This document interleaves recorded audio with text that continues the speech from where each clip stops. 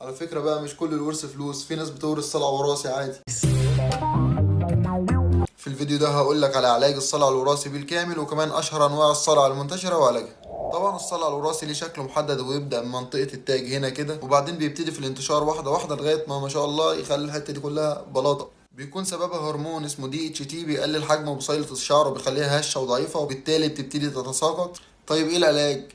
بص يا اخويا، ما تخليش حد يضحك عليك ويقول لك زيوت وكريمات، الكلام ده مفيش منه. هما طريقتين للعلاج مفيش غيرهم، واحد منهم سهل ومتوفر ونقدر نعمله، والتاني لما ربنا يكرمك وتبقى زي حمصلة. العلاج الوحيد المعتمد هي مادة المينوكسيديل، ودي اللي اثبتت نتائج اكيدة وفعالة 100%. والحل التاني لو تقدر يبقى زراعة الشعر، ونصيحتي ابدأ عالج الموضوع ده بدري. وبتتاخد معاها مكملات غذائية زي بانتوجار او هيرتونيك، وكمان بعض الشامبوهات المغذية زي البوسين مثلا، بس يبقى المينوكسيديل هو الاساس. ولاننا بنؤمن بالمساواة، فنوع التساقط اللي هنتكلم عنه هو منتشر جدا عند السيدات. قول يا ستموني قول.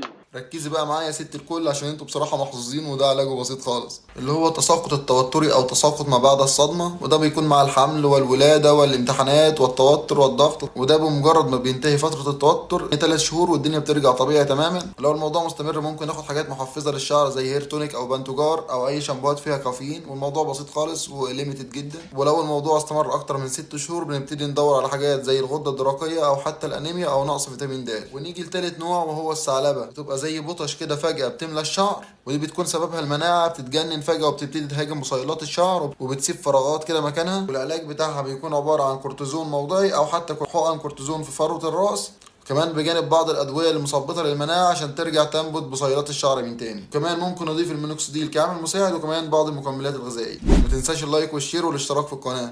نيجي لأخطر نوع معانا وهو الصلع التليفي. بيبقى عبارة عن التهابات وخراريج دايما في بصيلات الشعر، وبيبقى معاه ألم وحكة واحمرار وألم شديد جدا.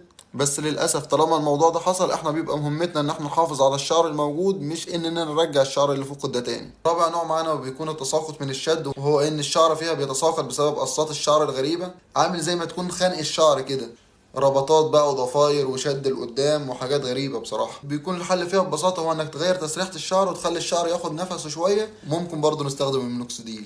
نوع اخير كمان معانا بيكون فيه تساقط سريع جدا للشعر، وده بيكون سببه بعض الادويه التقيله والعلاج الكيماوي. ربنا يا رب يشفي كل مريض. وده ليه علاج عباره عن قبعه تبريد مع الدعم الغذائي والمكملات الغذائيه، وكمان بيحتاج دعم نفسي. مش كل شويه افكرك باللايك بقى.